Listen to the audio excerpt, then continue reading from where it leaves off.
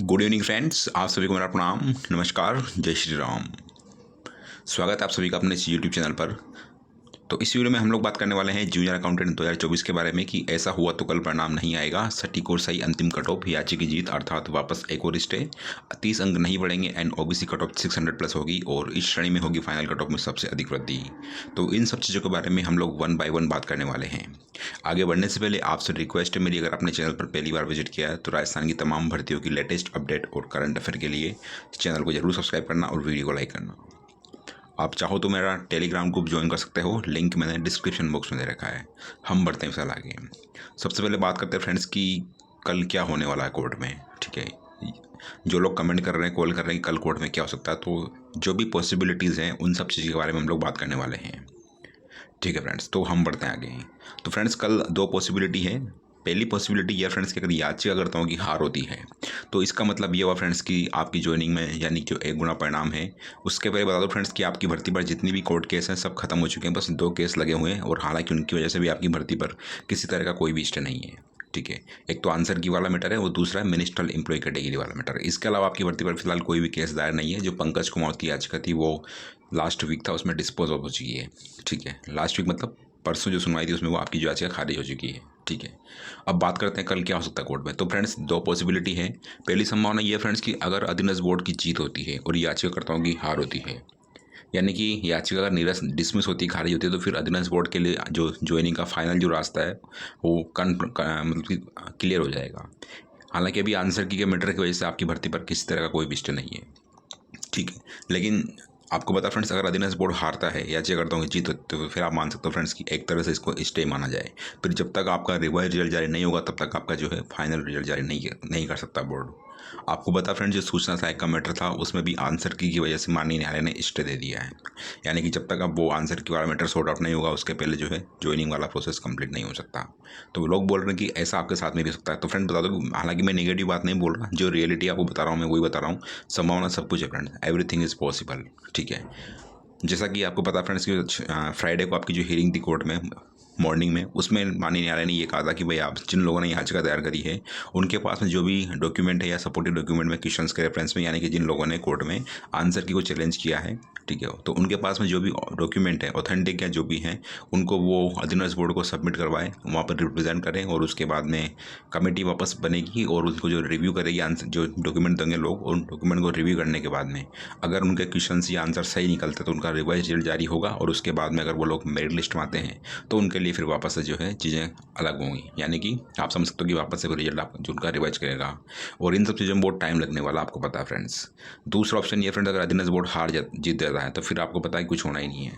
लेकिन अगर जैसे मॉर्निंग में कहा था फ्राइडे को कि भाई जिन लोगों ने भी याचिका दायर करी है वो अपने जो भी डॉक्यूमेंट हैं वो सारी चीज़ें अधीनस्थ बोर्ड को जमा कराएं। मैं ऐसा इसलिए बोल रहा हूँ फ्रेंड्स, आपको लेवल 2 में पता होगा, लेवल 2 में यही हुआ था फिलहाल की। लेवल 2 में ये था फ्रेंड्स कि सिंगल बेंच ने फैसला दिया था और उसके बाद में अधीनस्थ बोर्ड ने भी रिवाइज के लिए बोल दिया था। जो चेयरमैन साहब थे उन्होंने ऑफिशियली ट्वीट से उनका जो है कहा था कि भाई हम रिवाइज रिजल्ट जारी करेंगे लेवल 2 का। लेकिन उसके बाद में बोर्ड ने क्या करा कि जो सिंगल बेंच का फैसला था उसको डीबी में चैलेंज कर दिया और डीबी में चैलेंज करने के बाद में सिंगल बेंच अधीनस्थ बोर्ड को जो है सिंगल बेंच के फैसले पे स्टे मिल गया। तो लेवल 2 में जो है रिवाइज रिजल्ट जारी नहीं हो पाया। अब वापस उनको लेवल 2 वालों को जो है डीबी में लड़ाई लड़नी पड़ेगी।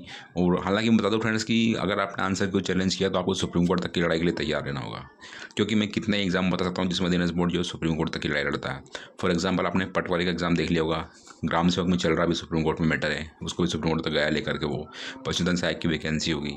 तो बहुत सारे एग्जाम्पल मैं दिखा सकता हूँ फ्रेंड आपको जिसमें अधीनस्थ बोर्ड जो सुप्रीम कोर्ट तक की लड़ाई लड़ता है, यानी कि जो जहाँ तक उसके पास में आखिरी हथियार रहता तब तक वो लड़ाई लड़ता है और वहाँ से जो फैसला था माननीय उच्चतम न्यायालय से उसके बाद में चीज़ें प्रोसीड होती हैं। ठीक है, तो मैं इतना ही बोलूँगा फ्रेंड्स, अगर आपने याचिका दायर करी तो आपको पेशेंस रखना चाहिए, आपके पास में टाइम होना चाहिए, पैसा होना चाहिए और सबसे इंपॉर्टेंट चीज़ आपके पास में चीज़ें पेशेंस बहुत ज़रूरी है आपके लिए। टाइम, पेशेंस और मनी, अगर ये सब कुछ आपके पास में तो आपको आगे बढ़ना चाहिए डेफिनेटली, अगर आपको अपने दिए हुए डॉक्यूमेंट पर पूरा विश्वास है तो। जो भी लोग बोल रहे हैं क्या चीज़ें क्या नहीं है, तो मैं बता दूं फ्रेंड्स कि सारी चीज़ें वैसे ही होंगी जैसे कि पहले हुई थी।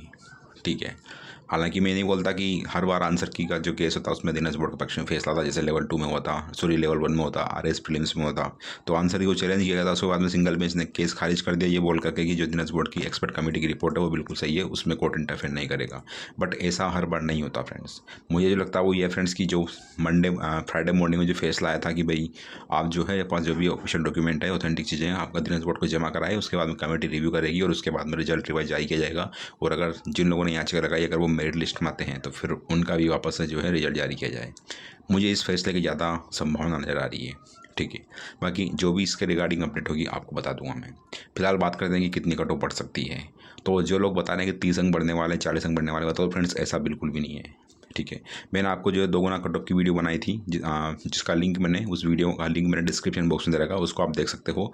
जिस दिन आपका एग्जाम था यानी कि 11 फरवरी को मैंने एग्जाम कर दिया आपका था, उस दिन वीडियो बनाई थी और मैंने जो कट ऑफ बताई थी फ्रेंड्स वही आपकी जो है एग्जैक्टली वही कट ऑफ आपकी गई है। ठीक है, तो संभावना ये है फ्रेंड्स की मैं जो 1 गुना कट ऑफ बता रहा हूँ वही आपकी जो 1 गुना फाइनल यानी कि 1 गुना कट ऑफ रह सकती है। बात करते हैं कि 1 गुना कट ऑफ कितनी संभावित है, तो बने रहेगा मेरे साथ। तो मुझे जो लगता है फ्रेंड्स वो आपको मैं एक्सपेक्टेड कट ऑफ बताने वाला हूँ। आपसे रिक्वेस्ट है मेरी, अगर आपने चैनल पर पहली बार विजिट किया तो चैनल को जरूर सब्सक्राइब करना और वीडियो को लाइक करना। MBC मेल की जो आपकी एक्सपेक्टेड कट ऑफ वो रह सकती है 493 से 498 के बीच में। वहीं फीमेल की कट ऑफ रह सकती है आपकी 363 से 368 के बीच में। और वहीं बात करते हैं हम लोग ST फीमेल की, तो 370 से 75 के बीच में जो है आपकी फाइनल कट ऑफ रह सकती है, यानी कि 1 गुना कट ऑफ रह सकती है। ST फीमेल की बात करें, सॉरी ST मेल की बात करें तो 443 से 448 के बीच में अगर आपका स्कोर बना तो डेफिनेटली आपका सिलेक्शन होने की फाइनली पूरी संभावना है। वहीं SC मेल की बात करें तो 455 से 460 के बीच में आपका स्कोर बन रहा है, तो आपका फाइनल यानी कि 1 गुना में सिलेक्शन हो जाएगा। बात करते हैं SC फीमेल की, तो अगर आपका स्कोर 326 से 333 के बीच में बन रहा है तो आपका फाइनल यानी कि 1 गुना में चयन होने की पूरी संभावना है। EWS फीमेल में 448 से 456 के बीच में आपका स्कोर बन रहा है तो आपका फाइनली सिलेक्शन हो जाएगा। वहीं मेल में बात करें EWS की, तो 538 से 543 के बीच में अगर आपका स्कोर बन रहा है तो आपका फाइनली सिलेक्शन होने की पूरी संभावना है।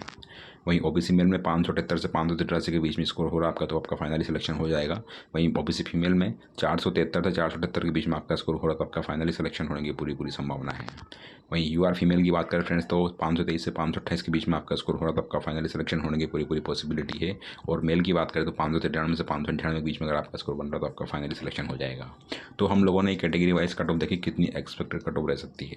वहीं डिवोर्स या वीडियो की बात करें फ्रेंड्स तो OBC और EWS और जनरल को छोड़ के जो आपकी कैटेगरी में 2 गुना कट ऑफ गई थी उसमें वीडियो में आपके 1 या 2 नंबर बढ़ सकता है, जबकि डिवोर्स में आपके 2 से 3 नंबर बढ़ने की संभावना है।